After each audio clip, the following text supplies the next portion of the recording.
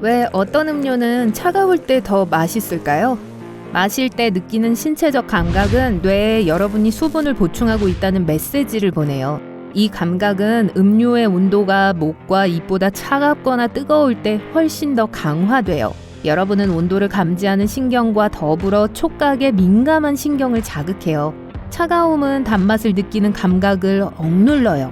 그래서 가게에서 산 미지근한 음료를 마실 때 너무 달게 느껴질 수 있어요.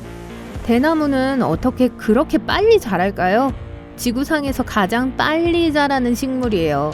중국 모소 대나무는 하루 만에 거의 1m까지 자랄 수 있어요. 이건 울창한 숲에서 찾을 수 있어요. 그곳의 땅엔 빛이 거의 닿지 않기 때문에 대나무는 크고 가능한 한 빨리 햇빛에 도달해야 하는 아주 강력하고 다급한 진화적 압력을 받아요. 또 대나무 싹이 모체와 연결되는 일종의 지하 줄기 시스템도 있어요. 이 줄기는 새싹의 잎이 자체적으로 필요 없는 이유예요. 적어도 완전히 자라기 전까지는 말이죠. 대나무가 빨리 자라는 또 다른 이유는 일정한 비율로 커지기 때문이에요. 어떤 다른 나무 식물들은 줄기를 두껍게 하는 마디가 자라는데 많은 에너지를 필요로 해요. 하지만 대나무는 하나의 막대기가 쭉 올라가며 자라기 때문에 그게 필요하지 않죠. 나무늘보는 왜 그렇게 느릴까요? 그들의 제한된 동작은 대부분 식단 때문이에요. 보통 과일, 나뭇잎, 꽃봉오리를 먹어요. 이런 음식에는 단백질이나 지방이 없기 때문에 이 동물은 일생 동안 천천히 움직여서 에너지를 보존하죠. 보통의 나무늘보는 하루에 약 38m를 이동하거나 오를 거예요. 땅에 있을 때 한 발을 움직이는 데만 거의 1분이 걸려요. 소화기 계통은 또한 이 느린 움직임과 잘 어울리는데 때때로 식사를 소화시키는데 꼬박 한 달이 걸리기도 해요. 신진대사율은 대부분의 다른 포유류보다 40에서 45% 더 느린데 이는 칼로리 섭취가 적은 걸 보충해주는 데 도움을 줘요. 이렇듯 나무늘보는 태울 연료가 거의 없기 때문에 움직임이 매우 느긋하죠.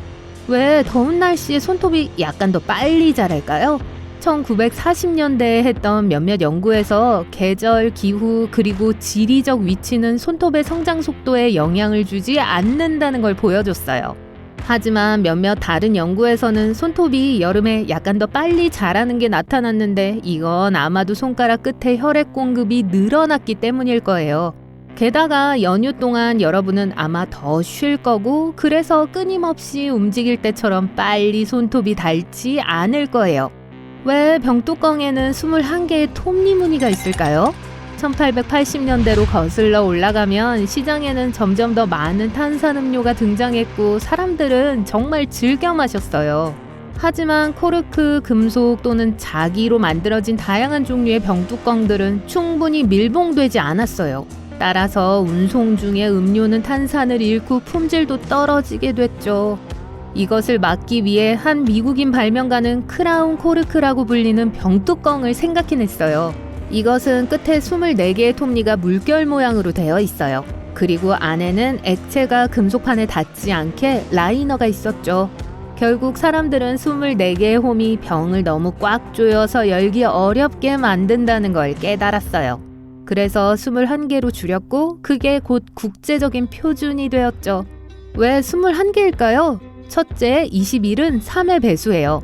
물리학의 역학적 원리에서 말하길 물체가 안정되려면 3점이 필요하다고 해요. 병의 둥근 주둥이엔 3점 법칙 적용이 어렵기 때문에 3의 배수인 숫자를 선택해야 하죠. 두 번째 이유는 탄산 액체를 잘못 열었을 때 병 안의 압력이 고르지 않을 수 있고 음료를 열고 싶을 때 그게 여러분을 다치게 할 수 있다는 거죠. 21개의 톱니 형태로 사람들이 뚜껑 여는 게 더 안전해요. 마지막으로 21개의 홈은 병뚜껑이 단단히 고정되고 조심스럽게 밀봉되도록 보장해줘요. 대부분의 4발 포유동물처럼 고양이는 앞발에 5개의 발가락을 갖고 있어요. 하지만 뒷발에는 발가락이 4개밖에 없어요. 한 이론은 뒤에 발가락의 수가 적을수록 더 빨리 달릴 수 있게 해준다고 해요. 그리고 5개의 앞 발가락은 고양이들이 나무에 올라가거나 먹이를 잡거나 핥히는 걸 더 쉽게 할 수 있게 해줘요. 왜 우리 대부분은 자신의 목소리 듣는 걸 좋아하지 않을까요?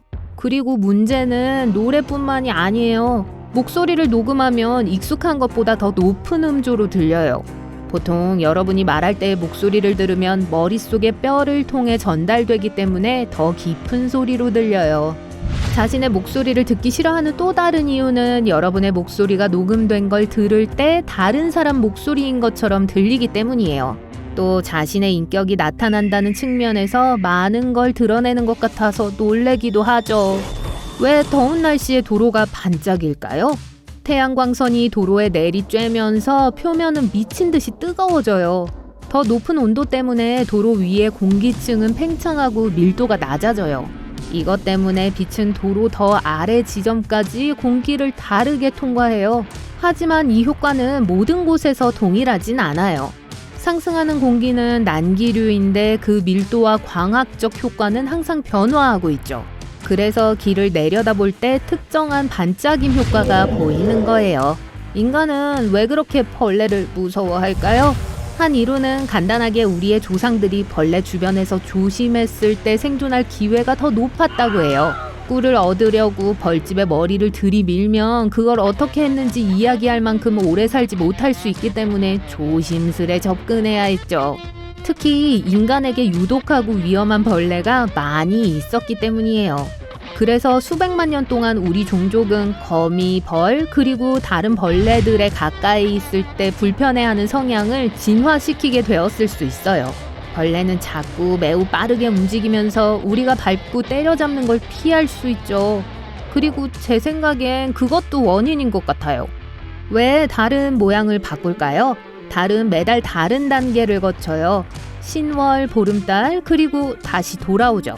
태양으로부터 오는 빛은 한 번에 달의 절반에만 닿기에 우리 행성에 있는 것처럼 달의 낮쪽과 밤쪽을 만들어요.